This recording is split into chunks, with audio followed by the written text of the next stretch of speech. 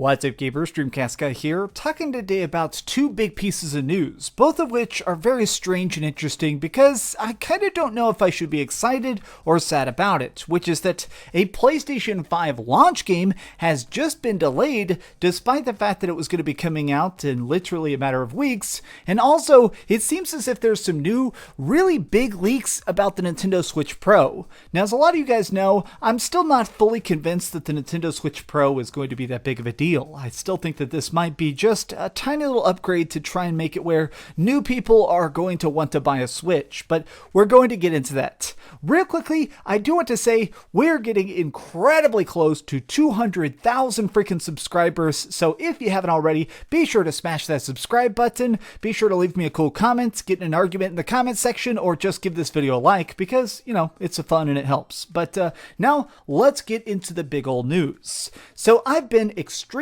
excited for the PlayStation 5 launch. I've made about 1 billion videos about it because I am just so excited for every single launch experience. But let's face facts, there's always been this one particular game coming to the PlayStation 5 that looked kind of bad. And yes, that is a little bit harsh, but of course I'm talking about Destruction AllStars. Now, Destruction AllStars, obviously we've seen some screenshots, we've seen some gameplay. It looks like it is a very, very tiny experience. It doesn't look like it's that bright or flashy or fun, but we are getting a little bit of good news about it, which is that now it's going to just be free. If you have PlayStation Plus, it's just being thrown in there. So here it is. Hey everyone, we wanted to share a quick update to our plans about Destruction AllStars. We've decided to move the game's release from November 2020, which would have been one of the very cool launch games, into February 2021, where it will be included in 2 months of PlayStation Plus at no additional cost. So it will be available to download to anybody who has PlayStation Plus. Destruction AllStars is a multiplayer game that's best when you're competing with gamers online, so why not just throw it in there with PlayStation Plus? Okay, so that's all great. Let's just say this. Let's just be brutally honest here.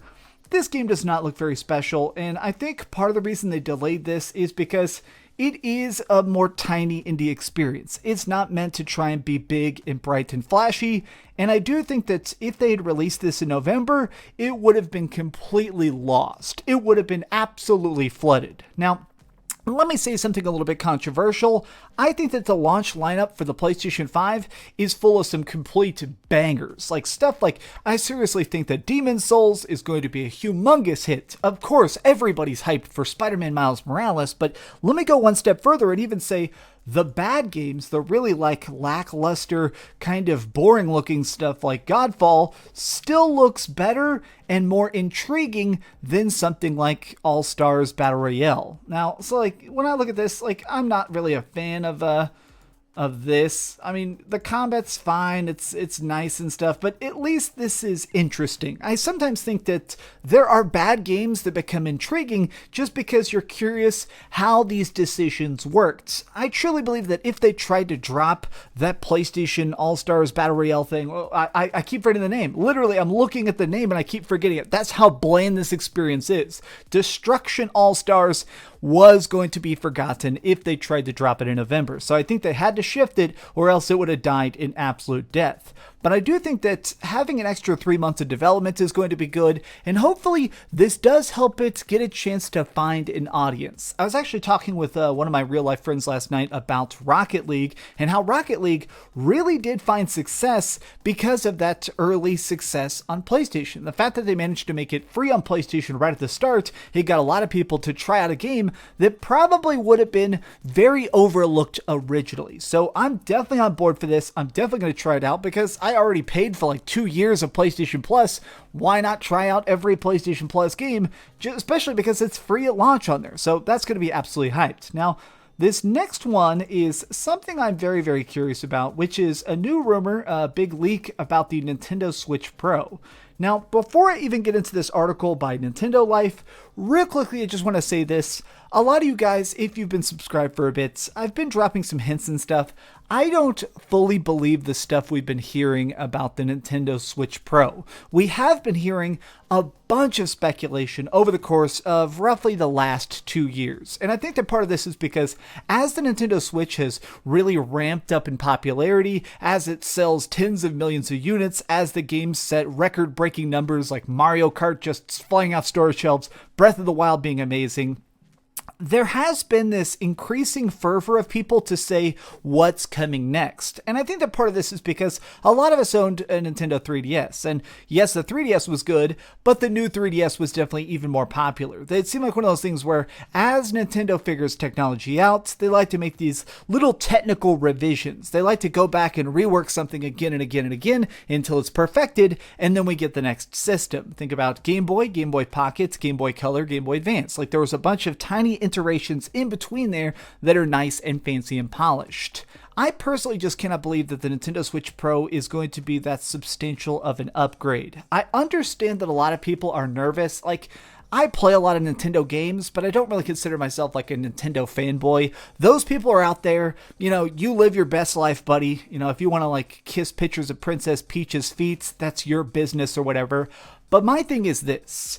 Nintendo is not trying to compete with the PlayStation and the Xbox. I don't think they see them as competitors. Instead, they see them as rivals of a friendship. It's like, hey, we want to do our business over here. We're going to cheer on your business over there. And if we can all make money, everybody wins. The PlayStation 5 is going to be a huge hit. Already, the pre-order numbers of stuff like the Xbox Series X are crazy overwhelming. But I just can't believe that Nintendo is sitting there trying to like tear their hair out in frustration, worried that they're not going to be able to keep up on power or graphics and stuff like that, because it's not really the way of life.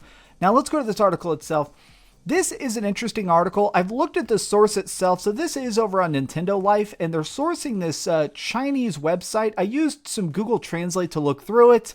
It all seems legit. This definitely seems real, but there is a tiny bit of speculation in this, which is that basically Nintendo's been going over and visiting this company called Enolux, which I'm sure I'm trying to butcher because, it's like a Chinese company.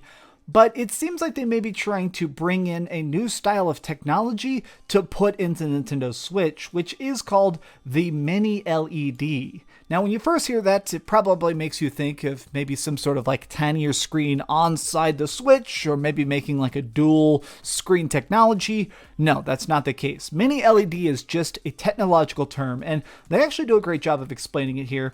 For anyone unfamiliar with MiniLED technology, no, this doesn't mean that the new Switch will incorporate some tiny little screen into an upgraded Joy-Con or anything like that. Rather, the main screen of the new console would use Mini-LED technology as opposed to the backlit 720 LCD screen in the current models. Not sure what that is? Well, it's probably best described as a hybrid of current backlit LCD screens and OLED-style illumination. Now, this basically makes it where it is going to be incredibly efficient. I'm glad they said this here. Basically, everything is going to be like individual illumination processors, and it's going to make extra crisp imagery. It's going to make things look better, even if it's not going to be like 4K. This isn't going to suddenly have like a solid state drive and have instantaneous load times. Nintendo is going into the pathway that they always do, which is let's perfect our current product.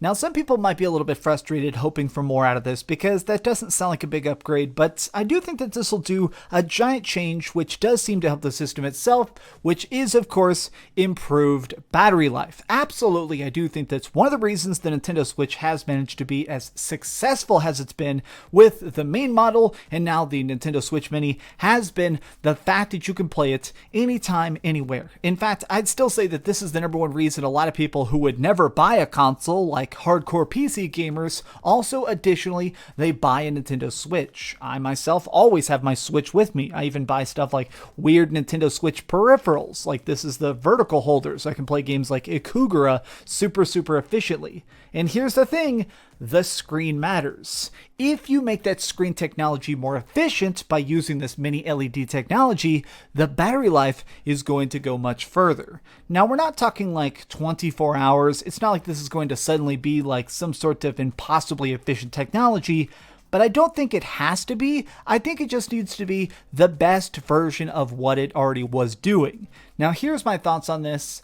Let's go over this article by the International Business Times. I've seen people report this all the time, but I'm just quoting them here, which is Nintendo Switch is currently on pace to outsell the Xbox One by 2021, report says. The Nintendo Switch outsold the Xbox One by 579,000 units last month alone. This reduced the gap between the Xbox One and the Nintendo Switch by 6.7 million units. An analyst predicts the Switch will also outsell the PlayStation 5 and Xbox Series X this holiday season.